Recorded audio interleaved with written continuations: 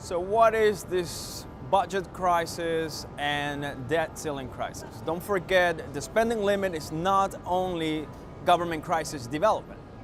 There is also debt ceiling crisis. And what is this? Some U.S. federal agencies have closed as the result of the budget standoff with the White House. But looming in the not too distant future is the debt ceiling problem.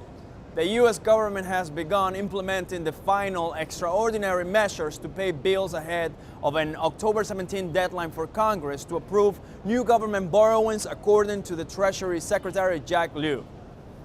These leaders take the partial shutdown that will give the Treasury a few days, possibly weeks, of breathing room. Our analytical team believes that the debt ceiling problem will be resolved in much smoother fashion than the budget crisis. If Congress doesn't approve an increase in the debt ceiling, it will result in an eventual default on Treasury debt.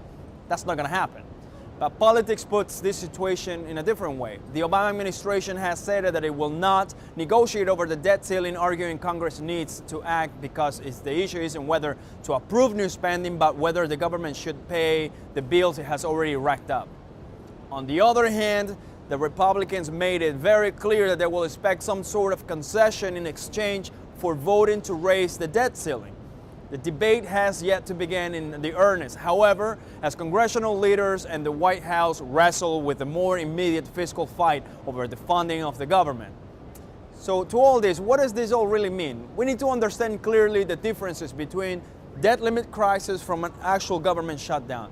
That being said, a shutdown takes place when Congress fails to appropriate funds for the current fiscal year, as last occurred in October of 1995. In such a case, a specific set of procedures is enacted. A large portion of the federal government work deemed non-essential is suspended indefinitely, and workers are furloughed without pay until funding is reestablished. A shutdown does not impede the government's ability to pay interest or principal on its debt, as long as the Treasury has appropriate headroom under the ceiling. In other words, a shutdown does not precipitate a federal default.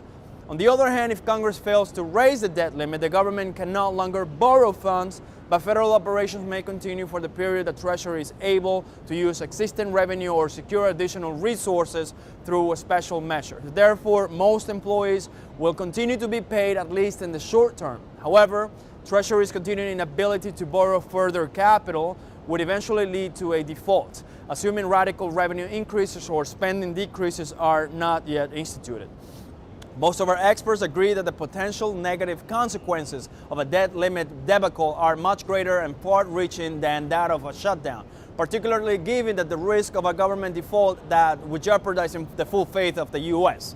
The impact of the shutdown, while painful to the workers who are furloughed and the citizens who are temporarily denied certain government services, is limited to the symbolic message of political paralysis it presents to the U.S. markets.